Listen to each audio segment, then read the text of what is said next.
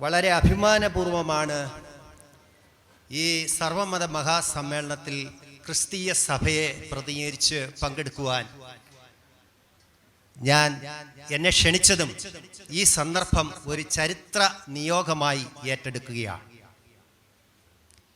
AD 52 Marthoma ശ്ലീഹ ഈ ഭാരതത്തിൽ നട്ടുവളർത്തിയ മലങ്കര യാക്കോബായ അല്ലെങ്കിൽ ഓർത്തഡോക്സ് സഭയുടെ ഒരു പുരോഹിതൻ എന്ന നിലയിലും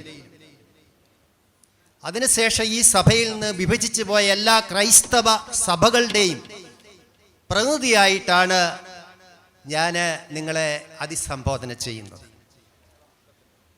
ശ്രീനാരായണ ഗുരുദർശനങ്ങൾ ഇന്ന് ലോകത്തിന്, മാനവ സമൂഹത്തിന് മാർഗദീപമാണ്. ഞാൻ എൻ്റെ കോളേജ് വിദ്യാഭ്യാസം കൊല്ലം ശ്രീനാരായണ കോളേജിലാണ് പഠിച്ചത്.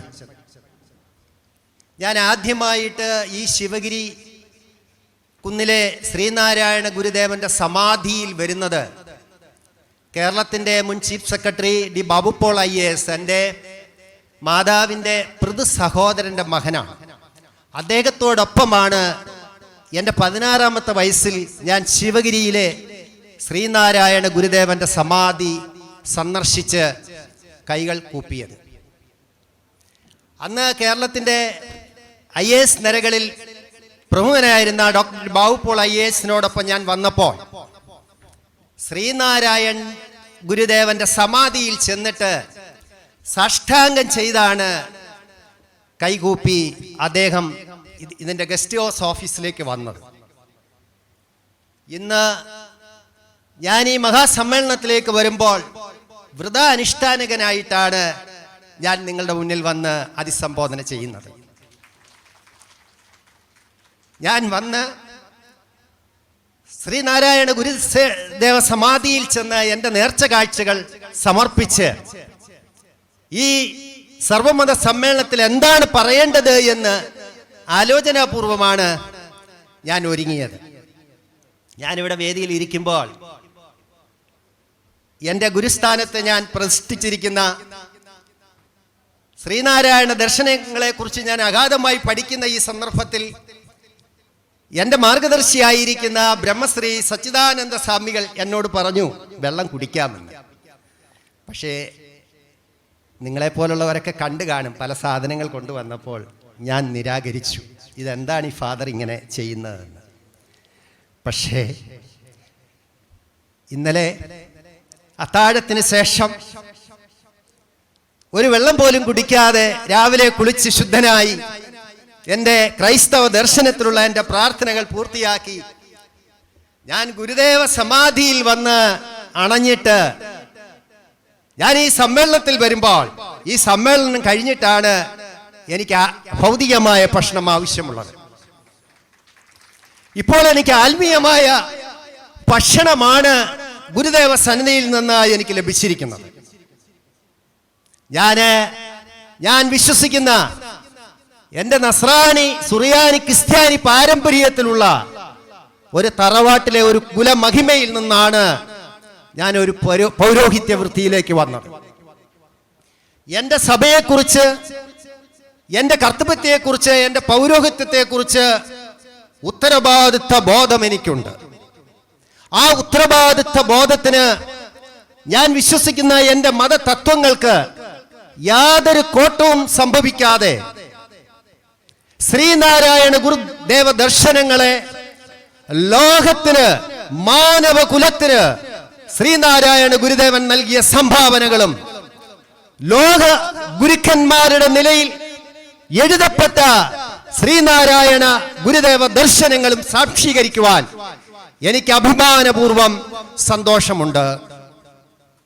എന്നെ ഏറ്റവും കൂടുതൽ സ്വാധീനിച്ചത് മലയാളം ആണ്ട് 1991 ഇടവമാസം 15-ാം തീയതി, മലയാളം ആണ്ട് 1991 ഇടവമാസം 15-ാം തീയതി ആലുവ അദ്വൈത ആശ്രമത്തിൽ വെച്ച് ശ്രീനാരായണ ഗുരുദേവൻ ഒരു വിളംബരം ചെയ്തു. എന്താണ് വിളംബരം? നാം ഒരു പ്രത്യേക ജാതിയിലോ മതവിഭാഗത്തിലോ ഉൾപ്പെടുന്നില്ല എന്ന് ഈ ദർശനങ്ങളുടെ അടിസ്ഥാനത്തിലാണ് ശ്രീനാരായണ ഗുരുദേവൻ ഒരു ജാതി, ഒരു മതം, ഒരു ദൈവം, മനുഷ്യന് എന്ന തത്വം ഈ ലോകത്തിന് കൈമാറുന്നത്. ഇതിൽ പരം ഒരു തത്വം ഒരു ലോക ഗുരുക്കന്മാരും നൽകിയിട്ടില്ല എന്നതാണ് എടുത്തു പറയേണ്ടത്. ഞാൻ ക്രൈസ്തവ വിശ്വാസത്തിൽ യേശുക്രിസ്തുവിനെ രക്ഷിതാവായി സ്വീകരിച്ച് കർത്താവായ യേശുക്രിസ്തു എനിക്ക് നൽകിയ പൗരോഹിത്യ പിന്തുടർച്ചയാണ് എന്നെ ആക്കി സാക്ഷീകരിക്കുന്നത്. അപ്പോഴാണ് ലോക ഗുരുനാഥന്മാരുടെ പട്ടികയിൽ ആദ്യത്തെ സ്ഥാനത്ത് നിൽക്കുന്ന ശ്രീനാരായണ ഗുരുദേവൻ എന്തു പറഞ്ഞു എന്ന് ഭാരതീയ സംസ്കാരത്തിൽ നിന്നുകൊണ്ട് ഞാൻ പഠിക്കുന്നത്. AD 52 മാർത്തോമാ ശ്ലീഹ ഇവിടെ വന്ന് ക്രൈസ്തവ സഭ നട്ടുവളർത്തിയപ്പോൾ ഈ ഹൈന്ദവ സംസ്കാരത്തിലുള്ള നാട്ടുരാജാക്കന്മാരും വിശ്വാസനിധികളായ ഈ ഭാജനങ്ങളും രണ്ട് കൈകൊണ്ടും അത് സ്വീകരിച്ചു. ഈ ക്രൈസ്തവ സഭ ഇവിടെ വളരുവാനുള്ളതായ മണ്ണും ജലവും വളവും നൽകി അവർ ഈ ക്രൈസ്തവ സഭയെ സ്വീകരിച്ചു. എടുത്തു പറയത്തക്ക കാര്യമാണ്, ഇന്നോളം വരെ എന്റെ ക്രൈസ്തവ സഹോദരങ്ങൾ ഈ ക്രൈസ്തവ സഭയ്ക്ക് വേണ്ടതായ എല്ലാ മാർഗവും വഴിതെളിച്ചു തന്നവരാണ്. ഇവിടെ പള്ളിയോടൊപ്പം പള്ളിക്കുടങ്ങൾ സ്ഥാപിക്കുവാനും അതോടൊപ്പം മിഷണറി പ്രവർത്തനങ്ങൾ നടത്തുവാനും ഒക്കെ ധാരാളം സംഭാവനകൾ ചെയ്തു. ഫാദർ വരിഞ്ഞവിള ഈ ഗുരുദേവ സന്നിധിയിൽ നിന്ന് പറയുകയാണ്, മത പരിവർത്തനമല്ല ഇപ്പോൾ ഇവിടെ വേണ്ടത്, മത സാഹോദര്യമാണ് വേണ്ടത്. ഈ ഗുരുതത്വങ്ങളാണ് ഇന്ന് ലോകത്തിൽ ഉയരേണ്ടത്. ഒരു കാലഘട്ടത്തിൽ മതപരിവർത്തനം നടന്നിട്ടുണ്ട്. ആ ഇന്നലകളെ പറ്റി നാം ചിന്തിച്ചിട്ട് കാര്യമില്ല. ഞാന് വിദേശ രാജ്യത്താണ് പഠിച്ചത്.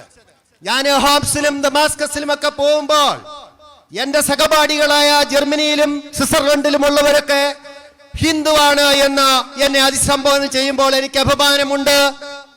എന്റെ പൂർവികർ ഹൈന്ദവ ദർശനം ഉൾക്കൊണ്ടുകൊണ്ട് ഹൈന്ദവ വിശ്വാസത്തിൽ ജനിച്ചു വളർന്നവരാണ്. മാർത്തോമാ ശ്ലീഹ ഭാരതത്തിൽ വന്നപ്പോഴാണ്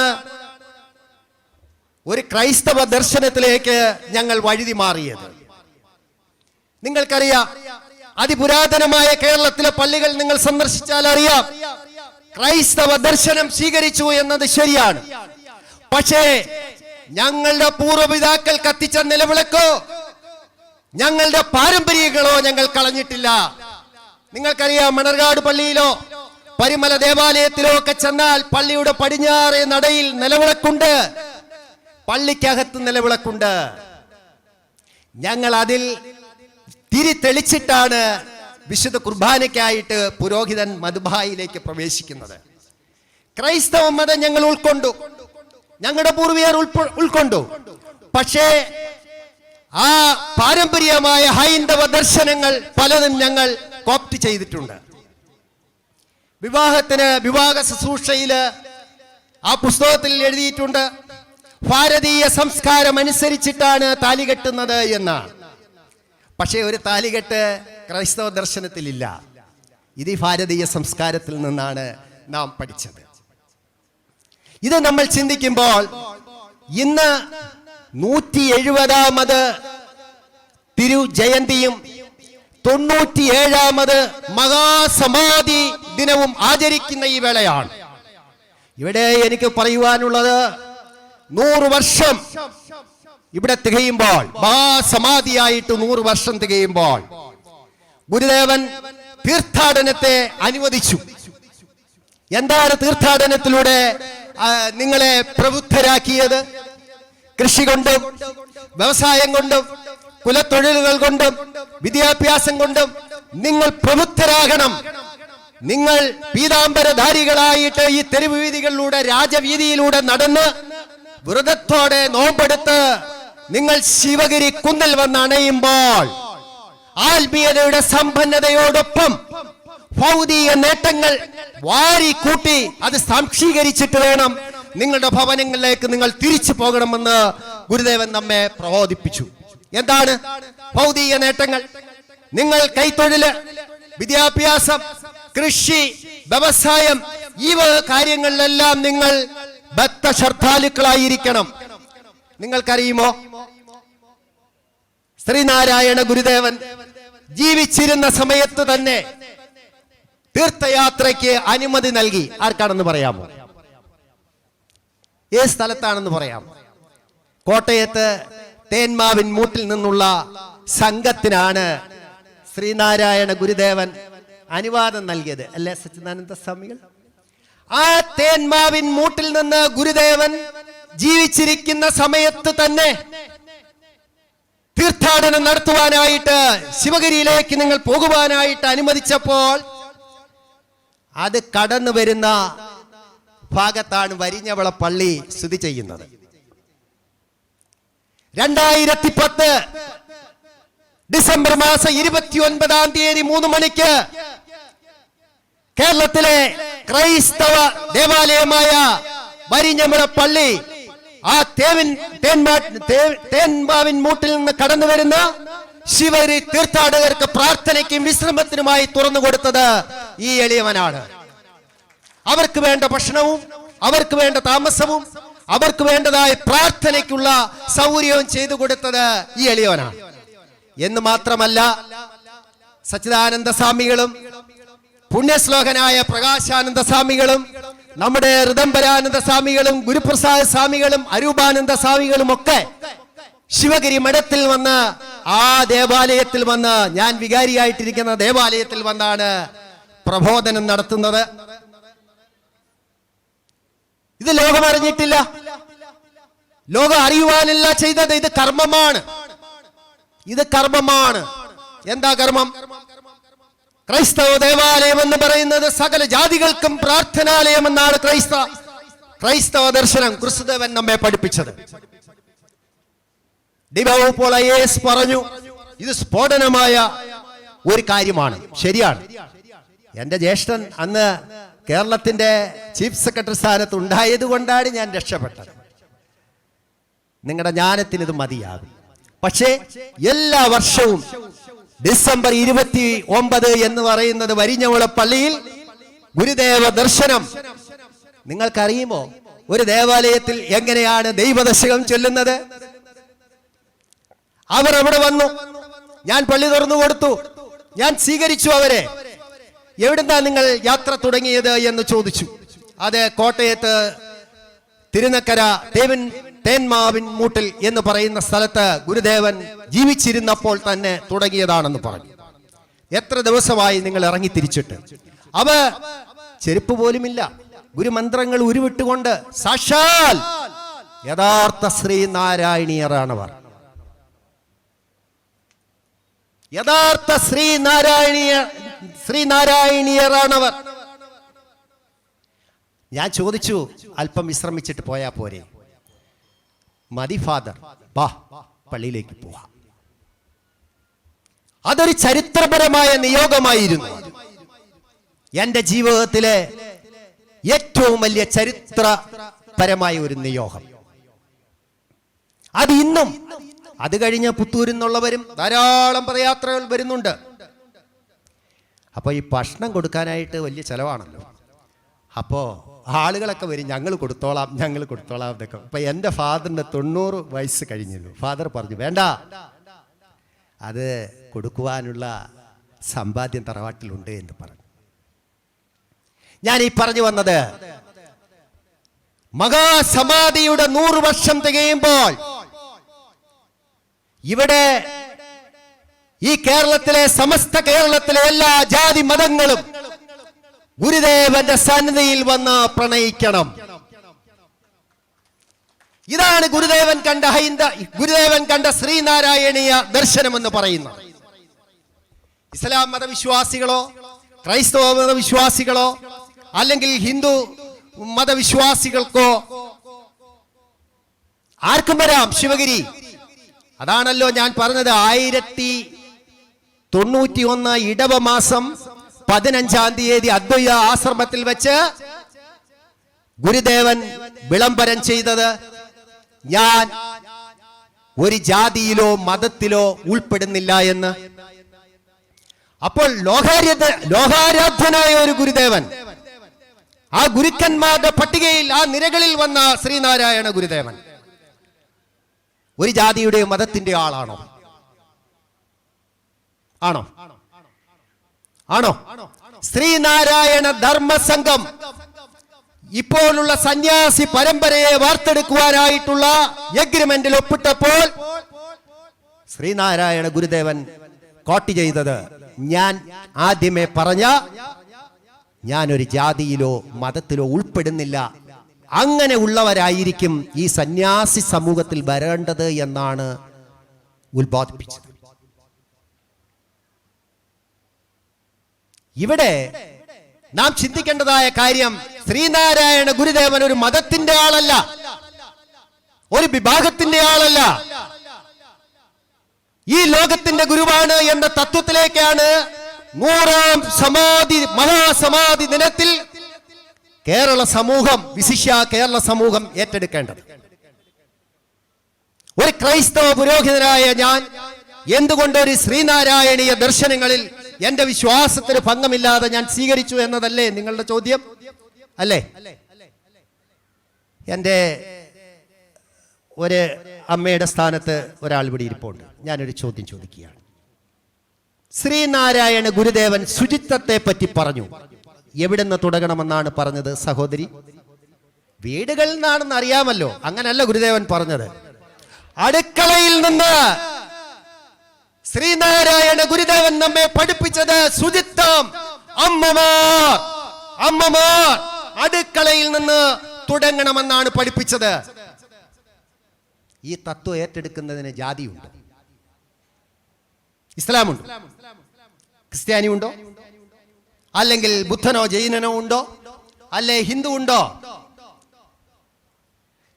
ഞാന് പൗരോഹിത്യത്തിൽ വന്നതിന് ശേഷം ഏതാണ്ട് 18ലധികം രാജ്യങ്ങൾ സന്ദർശിച്ചു. കേരളത്തിനകത്തും കേരളത്തിന് പുറത്തുമുള്ള എല്ലാ ദേവാലയങ്ങളിലും വിശുദ്ധ കുർബാനയെ അർപ്പിച്ച് വിശ്വാസികളെ പ്രബോധിപ്പിച്ചിട്ടുണ്ട്. എന്റെ മതതത്വങ്ങൾക്ക് അവസാനം ഞാൻ പറയും, അമ്മമാരെ നോക്കി ഞാൻ പറയും, നിങ്ങളെ പോലല്ലോ, വേറൊരു മതത്തിനും ഇല്ലാത്ത കണക്കാണ് ക്രൈസ്തവ ദർശനത്തില് അമ്മമാർ പള്ളിയിൽ വരണം. ശ്രീനാരായണ ഗുരുദേവനും അങ്ങനെ തന്നെ പറഞ്ഞത്. ഞാൻ എൻ്റെ ഭാഗത്തിലേക്ക് കടക്കുന്നില്ല. പള്ളികളെല്ലാം ആളുകൾക്ക് വന്നിരുന്ന് പ്രാർത്ഥിക്കുവാനുള്ള ഒരു സൗകര്യം ഉണ്ടാകുന്ന തലത്തിലായിരിക്കണം ശ്രീനാരായണ ഗുരുദേവ മന്ദിരങ്ങൾ എന്നാണ് അദ്ദേഹം നമ്മെ പഠിപ്പിച്ചത്. അപ്പോ എൻ്റെ വിഷയത്തിലേക്ക് മാറിപ്പോയതല്ല. ഞാൻ അമ്മമാരെ നോക്കിക്കൊണ്ട് പറയും, അമ്മമാർ നിങ്ങൾ ഗ്രഹിക്കണം, കേരളത്തിന്റെ നവോത്ഥാന നായകനായ ലോക ഐക്യ ഗുരുവായ ശ്രീനാരായണ ഗുരുദേവൻ പറഞ്ഞത് എന്താണെന്ന് നിങ്ങൾക്കറിയുമോ? അമ്മമാർ ശുചിത്വം അടുക്കളയിൽ നിന്ന് തുടങ്ങണം. ഞാനിത് പ്രസംഗിക്കാത്ത ദേവാലയങ്ങളില്ല. എന്നെ കേൾക്കുന്ന ലോക പ്രവാസി സംഘം ഈ ചാനൽ വഴി ഇത് കേൾക്കുന്നുണ്ട്. ടെക്നോളജി അത്രമാത്രം വികസിച്ചിരിക്കുകയാണ്. ഗുരുദേവൻ ജീവിച്ചിരുന്നപ്പോൾ അന്നത്തെ കാലഘട്ടത്തിൽ പറഞ്ഞു, ശാസ്ത്ര സാങ്കേതിക വിദ്യകളിൽ നിങ്ങൾ പ്രബുദ്ധരാകണമെന്ന്. ഇന്ന് ലോകത്തിന്റെ പുരോഗതി ബാങ്കിംഗ് മേഖലയിലും ടെലികമ്മ്യൂണിക്കേഷൻ രംഗത്തും അതീവ പുരോഗതിയാണ് പ്രാപിച്ചത്. ആ പുരോഗതിയാണ് നമ്മുടെ രാജ്യത്തിന്റെ പുരോഗതി. ആ രാജ്യത്തിന്റെ പുരോഗതിയാണ് നമ്മുടെ ഭവനങ്ങളുടെ പുരോഗതി, വിശിഷ്യ നമ്മുടെ ഈ കൂട്ടായ്മയുടെ പുരോഗതി. അതുകൊണ്ടാണല്ലോ ഈ വിഷൻ, ഈ ചാനൽ വഴി എന്റെ സംഭാഷണം അമേരിക്കയിലും ഓസ്ട്രേലിയയിലുമുള്ള ക്രൈസ്തവ സഹോദരങ്ങളും കേൾക്കുന്നുണ്ട്. ഞാൻ ഈ ഗുരുദേവ ദർശനങ്ങളിൽ എല്ലാം ഞാൻ സ്വാമിജിയുമായി സംവാദങ്ങൾ നടത്തുന്ന ആളാണ്. അപ്പോൾ സ്വാമിജിയുമായി സംവാദങ്ങൾ നടത്തിയപ്പോൾ സ്വാമിജി ഈ പ്രഭാഷണങ്ങൾ എല്ലാ ദിവസവും എൻ്റെ യാത്രയിൽ ഞാൻ കേൾക്കും. ഇന്നലെ നടന്നതും കേട്ടിരുന്നു. എനിക്കൊരു പുതിയ അറിവാണ് കിട്ടിയത്. എന്താണെന്നറിയുമോ? ശ്രീനാരായണ ഗുരുദേവൻ 30ാമത്തെ വയസ്സിൽ സമാധിയായി. ഞാൻ അത്ഭുതപ്പെട്ടു. അതെങ്ങനെ പറ്റി? ബ്രഹ്മശ്രീ സച്ചിദാനന്ദ സ്വാമികൾ പറഞ്ഞു, ഈശ്വരനുമായി താരതമ്യപ്പെട്ട് ആ സമാധി എന്ന് പറയുന്നത് ശരീരപ്രകാരമുള്ള സമാധിയാണ്. പക്ഷേ 72ാമത്തെ വയസ്സിലാണ് മഹാസമാധിയാകുന്നത്. സച്ചിദാനന്ദ സ്വാമികൾ കഴിഞ്ഞ ഒരു രണ്ടാഴ്ചയ്ക്ക് മുമ്പ് നടത്തിയ പ്രഭാഷണമാണ്. ഈ ചാനൽ വഴി ഞാൻ കണ്ടതാണ്. ഈ ടെക്നോളജിയുടെ വികാസമാണ് ഞാൻ പറയുന്നത്. ഞാൻ എവിടെയായിരുന്നാലും ശിവഗിരി കുന്നിൽ എൻ്റെ കണ്ണ്, എൻ്റെ ദൃഷ്ടി ഞാൻ പതിച്ചിരിക്കുന്നു എന്നതിൻ്റെ തെളിവാണ്. സ്വാമിജിയുമായി ഞാൻ സംവാദങ്ങൾ നടത്താറുണ്ട്. ആ സംവാദങ്ങളിൽ ഗുരുദേവനെ പോലെ ഭൗതിക രംഗത്ത് എല്ലാ ഗുരുക്കന്മാരും ആത്മീയ രംഗത്ത് അതിന്റെ മനുഷ്യന്റെ നന്മയാണ് പറഞ്ഞെങ്കിൽ ശ്രീനാരായണ ഗുരുദേവനെ വ്യത്യസ്തനാക്കുന്നത് ഭൗതിക കാര്യങ്ങളിൽ ഉത്ബോധിപ്പിച്ചു എന്നതാണ്. എന്താണ് ഭൗതിക കാര്യങ്ങൾ ഉത്ബോധിപ്പിച്ചു എന്ന് പറഞ്ഞത്? കൃഷിയിലും ശിവഗിരി തീർത്ഥാടനം ഇവിടെ നടക്കുമ്പോൾ കൃഷിയിലും ശാസ്ത്ര സാങ്കേതിക വിദ്യയിലും കുഴത്തൊഴിലിലും കച്ചവടത്തിലും വ്യാപാരത്തിലും നിങ്ങൾ ധാരാളം അറിവുകൾ സമ്പാദിച്ചു വേണം നിങ്ങളുടെ ഭവനത്തിലേക്ക് മടങ്ങിപ്പോകേണ്ടത് എന്ന്. എന്നാൽ പല ഗുരുക്കന്മാരും ആത്മീയതയുടെ സമ്പന്നത ആവോളവും ആസ്വദിച്ചറിഞ്ഞ് ആത്മീയ വചനങ്ങൾ മാത്രം ഒഴിഞ്ഞു പോയി എന്നതാണ്. എന്റെ വാത്സല്യ മക്കളെ, എന്നെ നിങ്ങൾ ക്ഷണിച്ചത് ക്രൈസ്തവ ദർശനത്തെ കുറിച്ച് സംസാരിക്കുവാനാണ്. കർത്താവായ യേശുക്രിസ്തു എന്താണ് പറഞ്ഞത്? സ്നേഹം, വിശ്വാസം, പ്രത്യാശ, ഇത് മൂന്നുമാണ് അടിസ്ഥാനമായി കർത്താവായ യേശുക്രിസ്തു ലോകത്തിന് കൊടുത്തത്. അതിൽ കർത്താവായ യേശുക്രിസ്തു പറയുന്നു, സ്നേഹമാണ് ശ്രേഷ്ഠമായിട്ടുള്ളത്, സ്നേഹമില്ല എങ്കിൽ ഏതുമില്ല എന്നാണ് പറയുന്നത്. അപ്പോൾ സ്നേഹത്തിലാണ്, സ്നേഹാഗ്നി കൊണ്ട് ജ്വലിക്കുകയാണ് നാം ചെയ്യേണ്ടത്. ആ സ്നേഹാഗ്നി കൊണ്ട് നാം ജ്വലിച്ചില്ല എങ്കിൽ, അമ്മമാരോട് അടുത്ത ചോദ്യം ചോദിക്കുകയാണ്. സഹോദരി, പാല് കാച്ചി ഉറയൊഴിക്കുവാനാണ്. പക്ഷെ ഉറയൊഴിക്കുവാൻ നേരത്ത് എന്ത് പറ്റി സഹോദരി? കെട്ടുപോയി. പാല് കെട്ടാൽ ഉറയൊഴിക്കുമോ? ഇല്ല. മനസ്സിലായല്ലോ? ഇതേപോലെ മതദർശനങ്ങളൊക്കെ നല്ലതാണ്. അത് കെട്ടുപോയാൽ അത് ഉപയോഗിക്കാൻ കൊള്ളുകയില്ല. എനിക്ക് അഭിമാനം തോന്നിയ ഒരു നിമിഷമുണ്ട്. ശ്രീനാരായണ ഗുരുദേവൻ 1928 ജനുവരി 9 ശ്രീനാരായണ ധർമ്മസംഘം അദ്ദേഹത്തിന്റെ സന്യാസി പരമ്പരയെ, പ്രത്യേകിച്ച് പുണ്യശ്ലോകനായ ബോധാനന്ദ സ്വാമികൾ ഉൾപ്പെടെയുള്ള ശ്രേഷ്ഠരായ ഗുരു ശിഷ്യ സമൂഹത്തെ സജ്ജീകരിച്ചിട്ട് തന്റെ ദർശനങ്ങളും തന്റെ കടമകളും കർത്തവ്യങ്ങളും എല്ലാം രഹസ്യമായും പരസ്യമായും പ്രബോധനം കൊടുത്തു. ഇതെല്ലാം കണ്ണിലെ കൃഷ്ണമണി പോലെ കാത്തു സൂക്ഷിക്കുവാൻ ദൈവത്താൽ നിയോഗിക്കപ്പെട്ട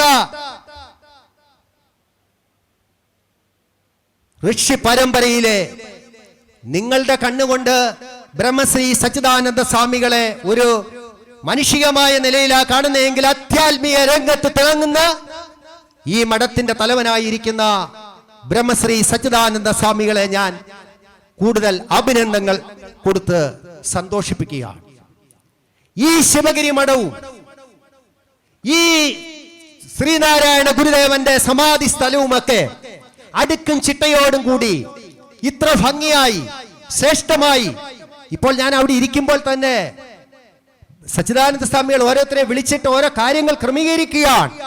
ഉത്തരവാദിത്വ ബോധം, ആ ഉത്തരവാദിത്വ ബോധം തിരിച്ചറിഞ്ഞ് തന്റെ അനുയായികളെ നയിക്കുവാനുള്ളതായ ശ്രേഷ്ഠമാർന്ന ജീവിതമാണ്, പ്രാർത്ഥനാപൂർവ ജീവിതമാണ് സച്ചിദാനന്ദ സ്വാമികളും ഋതംബരാനന്ദ സ്വാമികളും ആ ജനറൽ സെക്രട്ടറി തുടങ്ങി എല്ലാ സന്യാസി അവരെയൊക്കെ എൻ്റെ സഹോദരനെ പോലെയും എൻ്റെ ജ്യേഷ്ഠ സഹോദരനെ പോലെയും കാണുമ്പോൾ കെട്ടിപ്പിടിച്ച് മുത്തം വെച്ച്, അതെന്താണ്?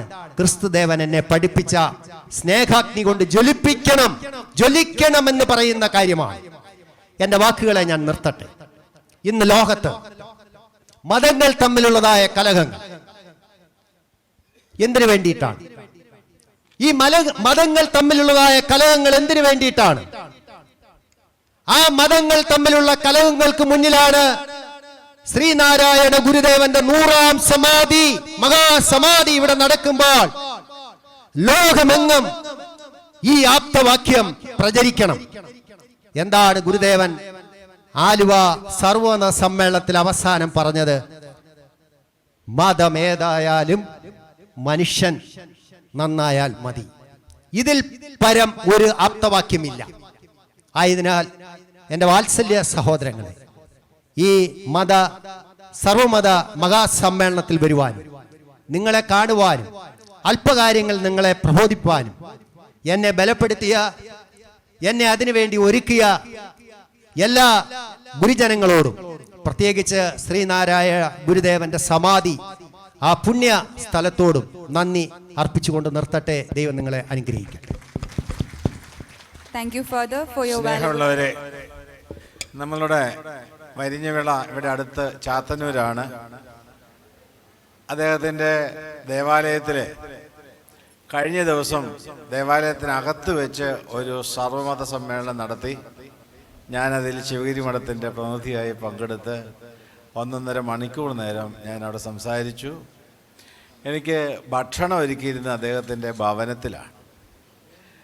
ക്രൈസ്തവ സഭയിൽ വിവാഹിതരായി കുടുംബജീവിതം നയിച്ചുകൊണ്ട് ആധ്യാത്മിക രംഗത്ത് പ്രവർത്തിക്കുന്ന പാരമ്പര്യമാണ് വരിഞ്ഞവിള അച്ഛൻ്റേത്. അദ്ദേഹത്തിൻ്റെ ഭാര്യ ടീച്ചറാണ്, കോളേജിലെ ലെക്ചറാണ്. വീട്ടിൽ സമൃദ്ധിയായ ഭക്ഷണം ഞങ്ങൾക്ക് ഒരുക്കി തന്നു. മിനിങ്ങാന്ന് തിരുവോണത്തിന് വരിഞ്ഞവിള അച്ഛനും ഭാര്യയും മക്കളും ശിവഗിരി വന്നു. ഇവിടെ ഇരുന്നാണ് ഓണാഘോഷത്തിൻ്റെ ഭാഗമായി സദ്യ കഴിച്ചത്. ഇന്ന് എന്നോട് പറഞ്ഞ കാര്യം, ഗുരുദേവൻ്റെ മഹാസമാധി ദിനത്തിൽ ഞാൻ തലേ ദിവസം ഇവിടെ വരും. തലേ ദിവസം ആരംഭിച്ചിട്ട് ഉപവാസവും മൗനവ്രതവും എടുക്കും മഹാസമാധി സമയം വരെ. ഞാൻ ആ പ്ലാവിൻ്റെ ചുവട്ടിലിരുന്ന് ധ്യാനിച്ച് പ്രാർത്ഥിക്കും. ഇതാണ് മതസൗഹാർദ്ദത്തിൻ്റെ, മതസമന്വയത്തിൻ്റെ ദർശനം. അദ്ദേഹം ആവർത്തിച്ച് പറഞ്ഞു, ഞാനൊരു ക്രൈസ്തവനാണ്. ക്രൈസ്തവനായി ഇരുന്നു കൊണ്ട് എങ്ങനെ മറ്റ് മതങ്ങളെ, മറ്റ് ദർശനങ്ങളെ ഉൾക്കൊള്ളാൻ സാധിക്കും? അതിൻ്റെ വലിയ മാതൃകയാണ് വരിഞ്ഞിവിളയച്ചൻ. ഇവിടെ പ്രകാശാനന്ദ സ്വാമി സമാധിയായപ്പോഴും അതിന് മുൻപുള്ള പല അവസരങ്ങളിലും അദ്ദേഹം വാർത്തയറിഞ്ഞ് ഓടിയെത്തും.